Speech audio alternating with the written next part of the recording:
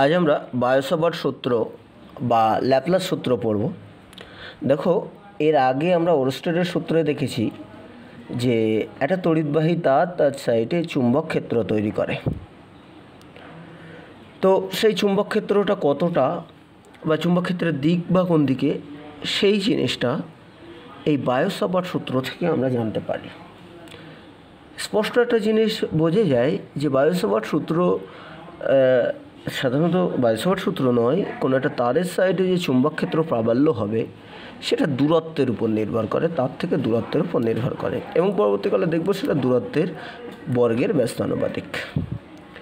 তো তাই যদি হয়ে থাকে, এখন এই তারের মধ্য দিয়ে আই প্রবাহ মাত্রা যাচ্ছে, আর এই তার থেকেই পার্শ্ববর্তী কোনো একটা বিন্দু আছে পি বিন্দু, সেই বিন্দুতে আমি চুম্বক ক্ষেত্র প্রাবল্য বা চুম্বক ক্ষেত্র নির্ণয় করতে চাইছি। তো সেটা যদি নির্ণয় করতে চাই তাহলে অবশ্যই আমি বললাম এটা দূরত্বের উপর নির্ভর করে। এবার দূরত্বের উপর কীভাবে নির্ভর করে, যেভাবেই করুক না কেন, বিষয় হচ্ছে দূরত্বটা আমার তো লাগবে, তার থেকে কোন দূরত্বটা আমি নেব। এখান থেকে একরকম দূরত্ব, এখান থেকে একরকম দূরত্ব, এখান থেকে একরকম দূরত্ব, বিভিন্ন জায়গা থেকে বিভিন্ন রকম দূরত্ব। তো এরকম কন্ডিশন হলে তখন আমরা কি করি, যে তখন এই দৈর্ঘ্যটাকে আমরা খুব ক্ষুদ্র ক্ষুদ্র অংশে ভেঙে নেই, যে একটা ছোট্ট অংশের জন্য তখন দেখা যায় এই জায়গা থেকে দূরত্বটা একটা কনস্ট্যান্ট হয়, ওইটুকু অংশের জন্য ক্ষুদ্র ক্ষুদ্র সব ডিএল অংশে অংশে ভেঙে নেব আমাদের কাজের সুবিধার্থে। ঠিক আছে, তো এইখানেও আমরা তাই করেছি যে এই পথটাকে আমরা সব ক্ষুদ্র ক্ষুদ্র ক্ষুদ্র ক্ষুদ্র ডিএল ডিএল এরকম অংশে সব ভেঙে নিয়েছি, যার ফলে দেখা যায় যে খুব এই অল্প দূরত্বের মধ্যে, এর থেকেও ছোটো আমি যতটা দেখিয়েছি তো অতটা তো দেখানো সম্ভব না, তো সেই খুব অল্প দূরত্বের জন্য এই জায়গার যে দূরত্বটা আছে সেই দূরত্বটা মোটামুটি কনস্ট্যান্ট থেকে যায়। তো এরকম ক্ষুদ্র অংশ ডিএল ডিএল ধরতে ধরতে আমি ধরো এইরকম কোনো একটা জায়গায় একটা ডিএল ক্ষুদ্র অংশ ধরেছি, এরকম এই একটা ডিএল ক্ষুদ্র অংশ, ঠিক আছে। তো সেই ডিএল ক্ষুদ্র অংশের জন্য এই বিন্দুতে শুধু এইটুকুর জন্য ক্ষেত্র প্রাবল্য বার করব, প্রত্যেকটা ডিএলের জন্য এই বিন্দুতে চুম্বক ক্ষেত্র বার করব, ঠিক আছে। তো প্রত্যেকটা ডিএল এরকম যে অজস্র ডিএল ডিএল ভেঙে নিয়েছি, সেই অজস্র ডিএলের মধ্যে শুধুমাত্র একটা ডিএলের বার করব, প্রত্যেকটা ডিএলের আলাদা করে বার করলাম, করে তাদেরকে আমরা যদি যোগ করে দিতে পারি, সামেশান করে দিতে পারি, ইন্টিগ্রেশন করে দিতে পারি, তাহলে এই বিন্দুতে টোটাল তারের জন্য যে ক্ষেত্র প্রাবল্য হবে সেটা আমরা পাবো। ঠিক আছে, তাহলে সেইটার জন্যই আমরা প্রথম করলাম ডিএল অংশ ক্ষুদ্র অংশ ভেঙে নিলাম, যে সেই ক্ষুদ্র অংশের জন্য এই জায়গা থেকে এই বিন্দুর দূরত্বটা মোটামুটি কনস্ট্যান্ট হবে সব জায়গার থেকে, সেই ক্ষুদ্র অংশ সব জায়গার থেকে। যেহেতু ক্ষুদ্র অংশটা খুব প্রচণ্ড ছোটো, তাই সেখান থেকে দূরত্বটা কনস্ট্যান্ট প্রায় হবে, আর দূরত্ব যদি একই থাকে তাহলে সেই দূরত্ব তো ব্যবহার করতে আমাদের কোনো অসুবিধা নেই। ঠিক আছে, বুঝে গেল? তো এইটা করার জন্য আমরা কী করলাম, যে ক্ষুদ্র অংশ ডিএল ধরলাম, এবং ডিএল যেহেতু একটা ভেক্টর রাশি, তার দিকটা আমি দেখাই যে ডিএলটা এখানে কীরকম স্পর্শক বরাবর হবে এই পথের সঙ্গে, তাহলে এই হচ্ছে আমাদের ডিএল ভেক্টর। ঠিক আছে, ডিএল দূরত্ব ভেক্টর, এটা স্পর্শক বরাবর হয়েছে এই রাস্তার, ওকে। আর এই ডিএল থেকে আর দূরত্বের আমার সেই পি বিন্দুটা ছিল, মাঝখান থেকেই নেই, ডিএল থেকে আর দূরত্বেই এখন দূরত্বটা ফিক্সড হয়ে গেল, তাহলে ডিএল থেকে আর ভেক্টর দূরত্বে ওই পি বিন্দুটা আছে। ডিএল এবং আর এর মধ্যবর্তী কোণ যেটা আছে সেটা থিটা আছে, ঠিক আছে, থিটা। এই কন্ডিশনে ওই পি বিন্দুর যে তড়িৎ ক্ষেত্র প্রাবল্য হবে শুধুমাত্র এই ডিএল এর অংশের জন্য, সবার জন্য না, তড়িৎ না, চুম্বক ক্ষেত্র যেটা হবে সেটা আমাদের বায়োসাভার্ট সূত্র থেকে নির্ণয় করা যায়। তো সূত্রের আমি প্রথমেই একটু লিখে নিচ্ছি জিনিসটা। দেখো, বিষয়টাকে আমি একটু লিখে নিয়েছি। আই প্রবাহযুক্ত কোনো পরিবাহীর ক্ষুদ্র অংশ ডিএল এর জন্য ডিএল থেকে আর দূরত্বে কোনো বিন্দুতে চুম্বক ক্ষেত্র ডিবি এর মান, চুম্বক ক্ষেত্র যদি ডিবি হয় তাহলে এই ডিবি এর মান, এই সম্পর্কিত বায়োসাভার্ট সূত্র কি বলছে না, ডিবি এর মান 1 নম্বর হচ্ছে ডিবি এর মান ওর প্রবাহ মাত্রার সমানুপাতিক, অর্থাৎ আয়ের সমানুপাতিক। 1 নম্বর সূত্র, ডিবি ওই তারের মধ্য দিয়ে যে প্রবাহ মাত্রা যাচ্ছে সেই প্রবাহমাত্রার সমানুপাতিক। চুম্বক ক্ষেত্র এখানে যেটা হবে এর মধ্যে দিয়ে যে প্রবাহমাত্রা যাচ্ছে তার সমানুপাতিক। প্রবাহমাত্রা যত বেশি হবে সেক্ষেত্রে চুম্বক ক্ষেত্রের মান তত বেশি হবে। 2 নম্বর কি, 2 নম্বর বলছে ওই ডিবি ওই ক্ষুদ্র অংশ ডিএল এর সমানুপাতিক, ক্ষুদ্র অংশ ডিএল এর সমানুপাতিক, ওই যে তারের আমি দৈর্ঘ্য ধরেছি ক্ষুদ্র, সেই ডিএল এর সমানুপাতিক। ডিএল বেশি হলে ডিবি বেশি হবে। ঠিক আছে, 3 নম্বর সূত্র বলছে যে ওই ডিবি 3 নম্বর যে জিনিসের উপর নির্ভর করে সেটা হচ্ছে এই দূরত্বের বর্গের ব্যস্তানুপাতিক। ওই ডিএল থেকে যে দূরত্ব আছে সেই দূরত্বের বর্গের ব্যস্তানুপাতিক হবে।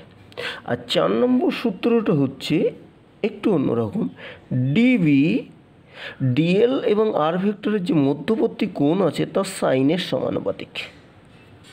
ডিএল এবং আর যে ভেক্টর আছে, ডিএল ভেক্টর এবং আর ভেক্টর, তাদের যে মধ্যবর্তী কোণ আছে সেই কোণের সাইনের সমানুপাতিক। 3টে জিনিসের উপর নির্ভর করে। তাহলে মূলত আরও একটা জিনিসের উপর নির্ভর করে, সেটা হচ্ছে পারিপার্শ্বের মাধ্যমে, সেটা আমরা পরে আসবে। উপাদানের উপর নির্ভর করে কার মধ্যে আছে ওটা। ঠিক আছে, তার মানে ডিবি নির্ভর করে 4টে জিনিসের উপর, এক প্রবাহমাত্রা, আর এক হচ্ছে তোমার দৈর্ঘ্য, এদের দুজনের সমানুপাতিক, আর একটা হচ্ছে তার দূরত্ব আছে সেই দূরত্বের বর্গের ব্যস্তানুপাতিক। ওকে, আর ডিএল এবং আর ভেক্টরের মধ্যবর্তী কোণের সাইনের সমানুপাতিক।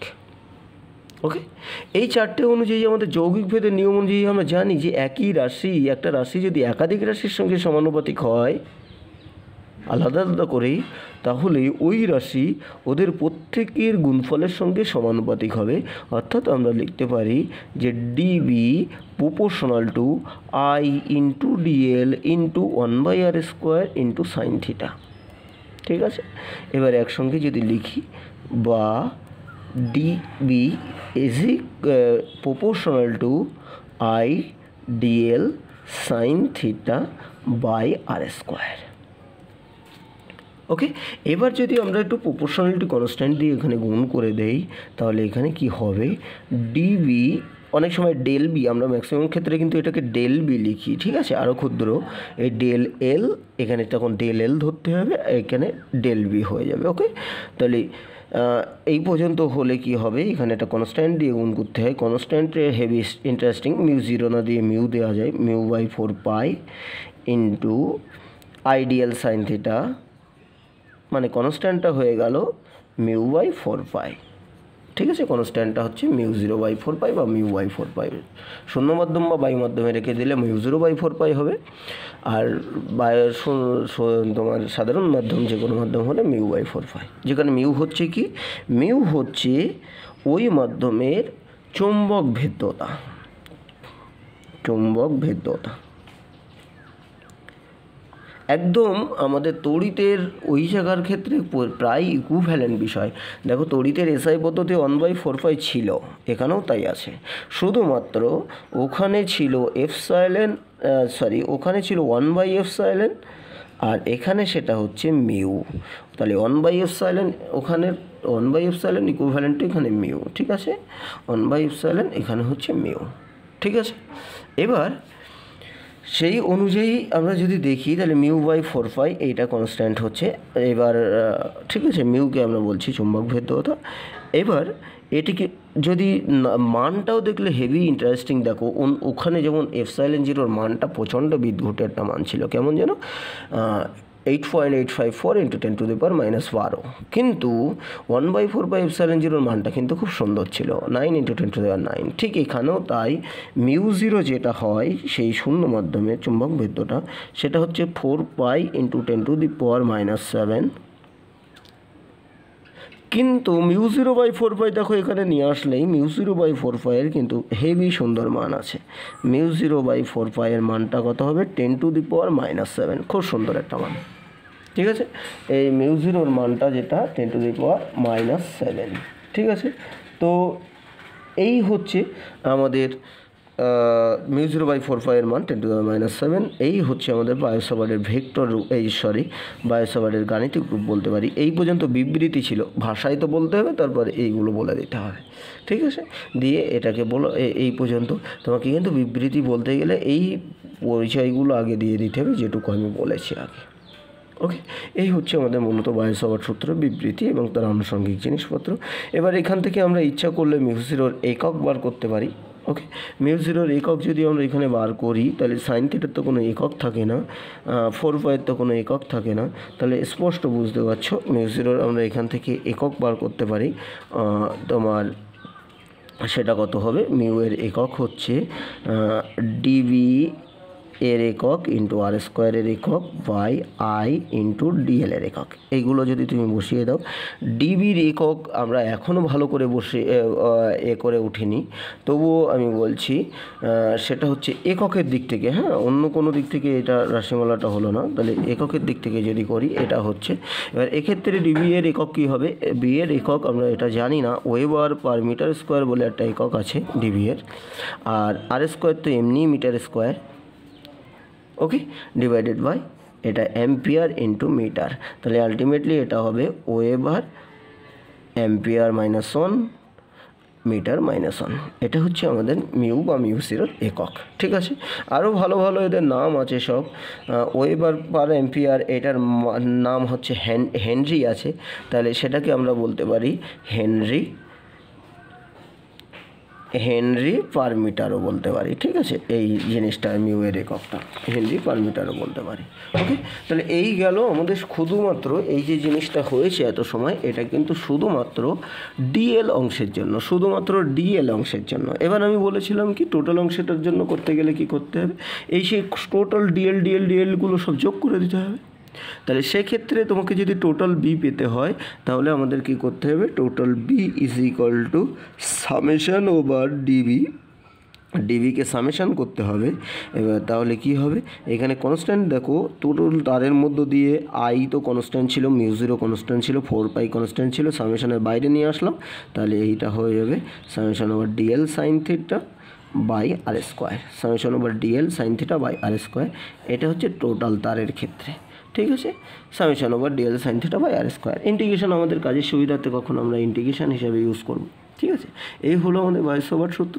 এবার বায়োসাভার্ট সূত্রে একটা ইন্টারেস্টিং জিনিস আছে, সেটা হচ্ছে বায়োসাভার্ট সূত্রে ভেক্টর রূপ। তার কারণ বিষয়টা খেয়াল করে দেখো, বায়োসাভার্ট সূত্রে যে জিনিসটা আমরা বার করছি চুম্বক ক্ষেত্র, চুম্বক ক্ষেত্র মানে একটা ভেক্টর রাশি, এখানে কিন্তু আমরা স্কেলার হিসাবে বার করেছি। দেখো আমি সূত্রের শুরুতেই বলেছিলাম ডিবি এর মান, তাছাড়া আর কিছুই বলিনি, কিন্তু এখানে আমরা ভেক্টর হিসেবে এটাকে আমরা কাজ করাতে পারি। এই সাইডে তো ভেক্টর, আমরা তো চিহ্ন দিয়ে দিলেই বুঝতে পারছো এটা ভেক্টর হবে, কারণ চুম্বক ক্ষেত্র যেহেতু ভেক্টর তো হবেই, তার একটা দিক আছে, মান আছে, তো তাই যদি হয় তাহলে এই সাইডটা নিয়ে আমাদের একটু কাজকর্ম করতে ভালো হয় বায়োসাভার্ট সূত্রের ভেক্টর রূপ করার জন্য। তো আমি প্রথম কি করলাম, আমি ডিএল সাইন থিটার শুধু এই জিনিসটা কাজে নিলাম, শুধু এই জিনিসটা ডিএল সাইন থিটা। তো ডিএল সাইন থিটাকে আমরা ইচ্ছা করলে এইভাবে লিখতে পারি হামেশাই, যে এরকম করে লিখতে পারি না, ডিএল সাইন থিটাকে dL into 1 into sine theta, এভাবে তো আমরা হামেশাই লিখতে পারি dL into 1 into sine theta, হতে পারে ডিএল সাইন থিটাকে, তাই না? তো তাই যদি হয়, এবার আমরা কি করতে পারি, ডিএলকে আমরা এরকম লিখতে পারি না, ডিএল ভেক্টর তার মড অফ ডিএল, তাই এটা ডিএল ভেক্টরের মানই তো অ্যাকচুয়ালি ডিএল মানে। ওকে, এবার 1টাকে আমরা তো কোনো একটা একক ভেক্টরের মান তো লিখতে পারি, তো একক ভেক্টরের মান যখন লিখতে পারি 1 মানে, তাহলে সেটা আর ক্যাপের মান কেন লিখতে পারবো না? আর ক্যাপ মানে এই বরাবর একক ভেক্টর, আর বরাবর একক ভেক্টর, তাহলে এই এককে কেন মড অফ আর ক্যাপ লিখতে পারবো না? অবশ্যই লিখতে পারবো। তাহলে mod of r cap into এটা সাইন থিটা। বিষয়টা যে জিনিস হয়েছে দেখো, a mod of a into mod of b sine theta, এবং থিটা হচ্ছে এই যে এ বি আছে তাদের মধ্যবর্তী কোণ, mod of dl mod of r cap sine theta, এবং সবথেকে মজার বিষয় হচ্ছে থিটা হচ্ছে আর এবং ডিএলের মধ্যবর্তী কোণ। তাহলে তাই যদি হয় a mod of b sine theta মানে এটা, তাহলে আমরা কি লিখতে পারবো, mod of a cross b, তাই না? এ ক্রস বি এর মান, অর্থাৎ এটাকে আমরা লিখতে পারবো dl cross r cap, mod of dl cross r cap. ঠিক আছে, তাহলে এটাকে আমরা লিখতে পারি mod of dl cross r cap. Okay, তাই লিখতে পারবো না হামেশাই, কারণ এ ক্রস বি এর মান তো এ ক্রস বি মান কত হবে, mod of a into mod of b sine theta, n cap থাকলে তখন পুরো এ ক্রস বি হয়ে যাবে, মান নয়। তাহলে এই জিনিসটা যদি ডিএল সাইন থিটার জায়গায় আমরা এখানে বসিয়ে দেই, তাহলে সেক্ষেত্রে আমরা কিন্তু ডিবি এর একটা সুন্দর মান পেয়ে যাব। দেখো, তাহলে ডিবি ইজ ইকুয়াল টু সেক্ষেত্রে কত হবে, মিউ জিরো আই বাই 4 তো থেকেই যাচ্ছে, সঙ্গে যেটা হবে ইন্টু ডিএল সাইন থিটার জায়গায় আমরা লিখে দেবো কি, mod of dl vector cross r cap by এখানে যা ছিল কোথায় সে আর স্কোয়ার, এই আর স্কোয়ার হলো। এবার এই সাইডে একটা মান আছে, কিন্তু ইচ্ছা করলে এটাকে আমরা মড তুলে দিলে এটা ক্রস প্রোডাক্ট মানে একটা ভেক্টর হয়ে যাবে। তাহলে এই সাইডেও সেই ভেক্টর চিহ্ন দিয়ে যদি এ করে দেই, দেখো সুন্দর একটা জিনিস হবে। এটা হয়ে গেল ডেল বি বা ডিবি ভেক্টর, এটা হয়ে যাবে μ0I/4π। আর এই সাইডে যেটা হবে সেটা হচ্ছে dl vector cross r cap by r square. তার মানে এ সাইড তো ভেক্টর দিলাম, আর এ সাইডও কিন্তু মোট তুলে নিয়েছি, মানে এটা একটা ভেক্টর, তাই না? ক্রস প্রোডাক্ট মানে তো একটা ভেক্টর রাশি, ডিএল ক্রস আর ক্যাপ। এই যে জিনিসটা হলো, এই জিনিসটাকে আমরা বলি বায়ো-সাভার্ট সূত্রের ভেক্টর রূপ। বায়ো-সাভার্ট সূত্রের ভেক্টর রূপ প্রচণ্ড ইম্পর্টেন্ট, ভীষণ পরীক্ষায় বলে ভেক্টর রূপ। ভেক্টর রূপ বায়ো-সাভার্ট সূত্রের ভেক্টর রূপ হচ্ছে এইটা, কি সেটা μ0I/4π dl vector cross r cap by r square. এবার এটা যদি তোমার টোটাল তারের ক্ষেত্রে অর্থাৎ বি দিয়ে তুমি যদি করো, তাহলে এই জায়গাটায় একটা সামেশান চলে আসবে, আর কিছু না। বি দিয়ে যখন তুমি করবে তখন এই জায়গাটায় একটা সামেশান চলে আসবে, আর কিছুই না। ঠিক আছে, এবার মজার বিষয় দেখো, এই ক্ষেত্রে আমি যদি ইচ্ছা করলে আমি বি দিয়েই করি, তাহলে বি হলে কি হবে, বি হলে μ0I/4π, কনস্ট্যান্ট বলে বাইরে চলে গেছে, এখানে একটা সামেশান হবে, তাহলে সামেশান ওভার ডিএল ভেক্টর, আর এখানে যেটা আছে আর ক্যাপ বাই আর স্কোয়ার। আমার মনে হলো যে এখানে আর দিয়ে ওপর নিচে একটা গুণ করে দেই, দেখি তো বিষয়টা কি হয়। আর দিয়ে ওপর নিচে গুণ করে দিলে, ওকে, তাহলে আর দিয়ে ওপর নিচে গুণ করে দিয়ে যে জিনিসটা হচ্ছে, দেখো আমরা জানি r cap is equal to r vector by mod of r vector, মানে আর ভেক্টরের মান। কোনো একটা ভেক্টরকে তার পরমান দিয়ে ভাগ করে দিলে সেই বরাবর একক ভেক্টর হয়। তার মানে সেক্ষেত্রে দেখো r vector is equal to r cap into r, তাই না? তাহলে এই আর ক্যাপ ইন্টু আর মানে সেটা অ্যাকচুয়ালি আর ভেক্টর। তার মানে সেক্ষেত্রে আমাদের ডিবি ইজ ইকুয়াল এই বি ইজ ইকুয়াল টু যদি যেটা হবে সেটা হচ্ছে μ0I/4π, এটা summation over DL vector cross, এটা কী হয়ে যাবে তখন আর যেই এর সঙ্গে গুণ হয়ে যাবে, একক ভেক্টরের সঙ্গে মানটা যেই গুণ হয়ে যাবে, এটা হয়ে যাবে আর ভেক্টর, ক্যাপ না কিন্তু অনেক পার্থক্য, আর এখানে কত হবে আর কিউব হয়ে যাবে। এটাও বায়ো-সাভার্ট সূত্রের ভেক্টর রূপ। তুমি যদি আর ভেক্টর দিয়ে প্রকাশ করো তাহলে নিচে আর কিউব লিখতে হবে, যদি আর ক্যাপ দিয়ে প্রকাশ করো অর্থাৎ ওপরে যদি মান না থাকে তাহলে নিচেও একটা মান কম আসবে, অর্থাৎ সেক্ষেত্রে আর স্কোয়ার হবে। মনে রাখবে যেন কোনো মতো এখানে আর ক্যাপ দিয়ে আর কিউব হয়ে যায় না, আবার এখানে আর ভেক্টর দিয়ে যেন আর স্কোয়ার না হয়ে যায়। ঠিক আছে, এখানে আর ভেক্টর মানে এখানে একটা আর বেশি আছে, ভেক্টর মানে সেখানে মানও আছে বেশি, তাই নিচেও মান একটা থাকবে। ঠিক আছে, এই হচ্ছে আমাদের বায়ো-সাভার্ট সূত্রের ভেক্টর রূপ। এবার আমার যদি কাজে আসি, যে বায়ো-সাভার্ট সূত্রের তো আমরা ভেক্টর রূপ পেলাম, অ্যাকচুয়ালি ফিজিক্যালি যে বায়ো-সাভার্ট সূত্র আমরা পেলাম সেই অনুযায়ী ডিবি ভেক্টরের দিক প্রকৃতপক্ষ কোন দিকে হবে। ঠিক আছে, ডিবি ভেক্টরের দিকটা কোন দিকে হবে সেটা আমরা নির্ণয় করতে পারি।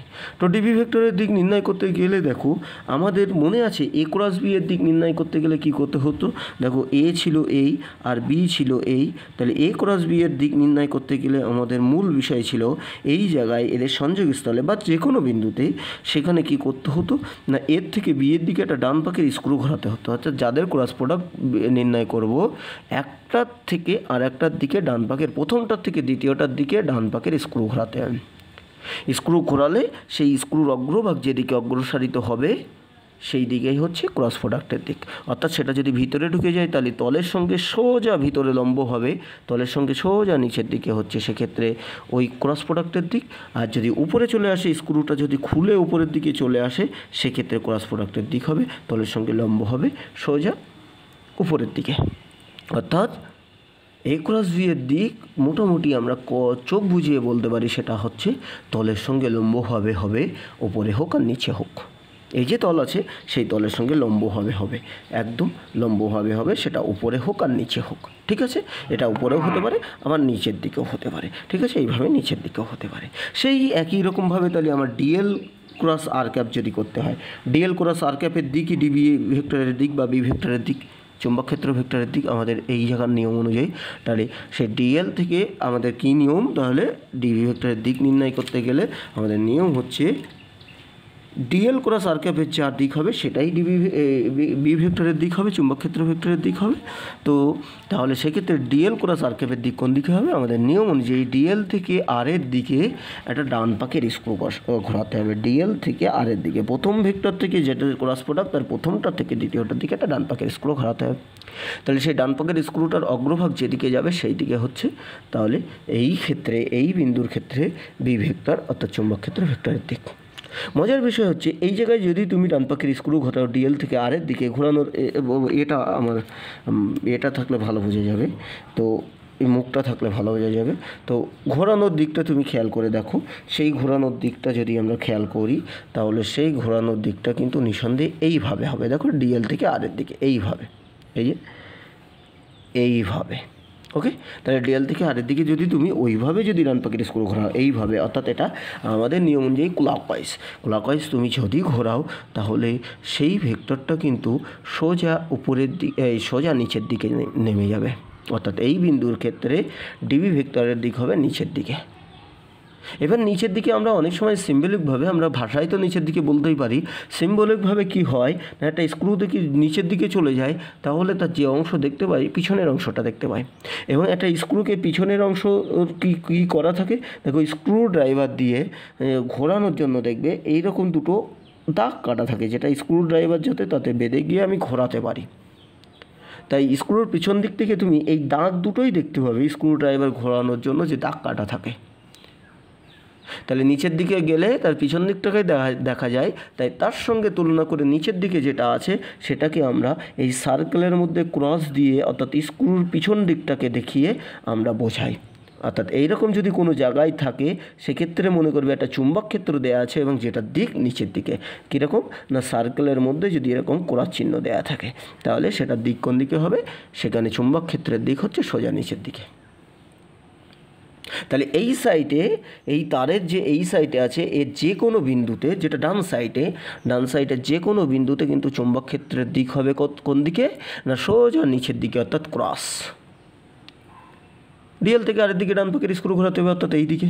এবার তোমার এই সাইডে যদি কোনো একটা বিন্দু হতো, ধরো এই বিন্দুতে আমি ক্ষেত্র প্রাবল্য নির্ণয় করতে চাই, সেক্ষেত্রে তুমি খেয়াল করে দেখো আর ভেক্টর কিন্তু এই ডিএল তো এই ডিএলের জন্যই যখন করছি, তাহলে আর ভেক্টর কিন্তু এই, তাহলে আর ভেক্টর যদি এই হয় সেক্ষেত্রে থিটা কিন্তু এইটা। তাহলে ডিএল থেকে আরের দিকে যদি ডান পাকের স্ক্রু ঘোরাতে হয়, এই হচ্ছে ডিএল আর এই হচ্ছে আর, ডিএল থেকে আরের দিকে ডান পাকের স্ক্রু ঘোরালে স্ক্রুর অগ্রহতে এই তোমার সে ঘূর্ণনটা কোন দিকে হবে, এই দিকে। মানে নিঃসন্দেহে আগে ছিল ক্লকওয়াইজ, এবার অ্যান্টি ক্লকওয়াইজ। তাহলে আগে যদি নিচের দিকে চলে যেত, এখন উল্টো দিকে স্ক্রু ঘোরালে সেটা খুলে উপরের দিকে চলে আসবে অর্থাৎ উপরের দিকে উঠবে, সেক্ষেত্রে গতি হবে এইভাবে। সেক্ষেত্রে তুমি কোন জিনিস দেখতে পাবে, তার মানে এই সাইডের ক্ষেত্রে আমাদের চুম্বক ক্ষেত্র প্রাবল্য, যেটা চুম্বক ক্ষেত্র সেই চুম্বক ক্ষেত্রের দিক কিন্তু উপর দিকে হবে, এই সাইডে নিচের দিকে, এই সাইডে উপর দিকে। এবার একটা স্ক্রুর উপর দিকে যদি ওঠে সেক্ষেত্রে আমরা কি দেখতে পাবো, তাদের মাথাটা দেখতে পাবো। আর একটা স্ক্রুর মাথা মানে একটা ডট, তাই সেক্ষেত্রে আমরা ওই চুম্বক ক্ষেত্রকে আমরা এই একটা সার্কেলের মধ্যে একটা ডট দিয়ে প্রকাশ করি, সার্কেলের মধ্যে ডট দিয়ে প্রকাশ করি। আর সার্কেলের মধ্যে ডট দিয়ে প্রকাশ করা চুম্বক ক্ষেত্র মানে আমরা কি বুঝবো না, সেই চুম্বক ক্ষেত্র মানে সেটার দিক হচ্ছে তলের সঙ্গে লম্ব হবে সোজা উপরের দিকে। ক্রস মানে ডান সাইডে, ভালো করে বুঝবে, ডান সাইড হলে যদি উপরের দিকে কারেন্ট হয়, মজার বিষয়, যদি উপরের দিকে কারেন্ট হয় সেক্ষেত্রে ডান সাইড হলে ক্রস হবে, আর বাঁ সাইড হলে ডট হবে, অর্থাৎ ডান সাইডের নিচের দিকে চুম্বক ক্ষেত্রের দিক আর বাঁ সাইডে উপরের দিকে চুম্বক ক্ষেত্রের দিক। এখন যদি তড়িৎ প্রবাহ দিক চেঞ্জ হয়ে যায় তখন কিন্তু উল্টে যাবে, তখন কিন্তু তড়িৎ প্রবাহ যদি এই দিকে হয় তখন কিন্তু উল্টে যাবে, অর্থাৎ এই সাইডে ক্রস, এই সাইডে তোমার ডট হবে। তো সেক্ষেত্রে তড়িৎ প্রবাহ যদি উল্টো হয়ে যায় বা এইদিকে থাকে তখন তুমি কীভাবে বুঝবে জানো, তখন তুমি যে কোনো প্রকারে আমরা কল্পনা করে নেবো বা খাতাকে সরিয়ে নেব, নিয়ে সেই প্রবাহটাকে উপর দিকে করে নেবো। খেয়াল করে দেখো এই দিকে যদি প্রবাহ হতে উল্টো দিকে, এর উল্টো দিকে, তাহলে সেটাকেই উপর দিকে করে নিলাম। কীভাবে দেখো, উল্টে নিলাম এই খাতাটা, তাহলে উপর দিকে করে নিলে তার আমরা দেখেছিলাম কি এই সাইড হলেই ডান সাইড হলেই ক্রস হবে, তখন এই সাইডটা ক্রস হবে আর এই সাইডটা ডট হবে, ডান সাইড হলেই তখন ক্রস হবে। আমাদের নিয়মই তাই, উপর দিকে যখন প্রবাহ হবে তখন ডান সাইড হলেই ডট হবে। যেমন আমি তোমার উদাহরণ হিসাবে যদি একটা জিনিস বলি যে এরকমভাবে একটা পরিবাহী তার আছে, তার কোন সাইডে এইদিকে আর এইদিকে কোন দিকে কীরকম চুম্বক ক্ষেত্র তৈরি হবে, তাই তুমি সঙ্গে সঙ্গে কী করবে, সেটাকে এরকম ঘুরিয়ে নেবে, তারটাকে নিয়ে তোমার প্রবাহটা উপর দিকে করে নেবে। নিয়ে আমরা উপর দিকের ক্ষেত্রে ডান সাইডে জানি ক্রস হবে, তাই এই সাইডে ক্রস হবে আর এই সাইডে ডট হবে, আমরা জানি। বুঝতে পেরেছো? সেরকম আমার ক্যালকুলেশনের সুবিধার্থে তুমি যদি নিচে করে নিতে পারো মাথা খাটিয়ে, সেটা তো খুবই ভালো। আর নিজের এটা বোঝার জন্য, দ্রুত করার জন্য আমরা এটাই করতে পারি যে সবসময় আমরা প্রবাহটাকে উপর দিকে মতো করে নেবো, নিয়ে ডান সাইডে যেটা হবে সেটা ক্রস, বা সাইডে হলে সেটা ডট, অর্থাৎ বা সাইডে হলে উপরের দিকে, ডান সাইডে নিচের দিকে। এই হচ্ছে আমাদের বায়োসাভার্ট সূত্রের সাধারণ কিছু কাজকর্ম। এছাড়া বায়োসাভার্ট সূত্রের প্রচুর অ্যাপ্লিকেশান আছে, অন্তত এখনও 2টো ভিডিও করতে হবে, তো সেগুলো প্রচণ্ড ইম্পর্টেন্ট। আজ এই পর্যন্তই থাক। ওকে, জিনিসপত্রগুলো খুব ভালো করে পড়তে হবে, এই চ্যাপ্টারগুলো কিন্তু খুব সমস্যার হয়। ঠিক আছে, আজ এই পর্যন্ত।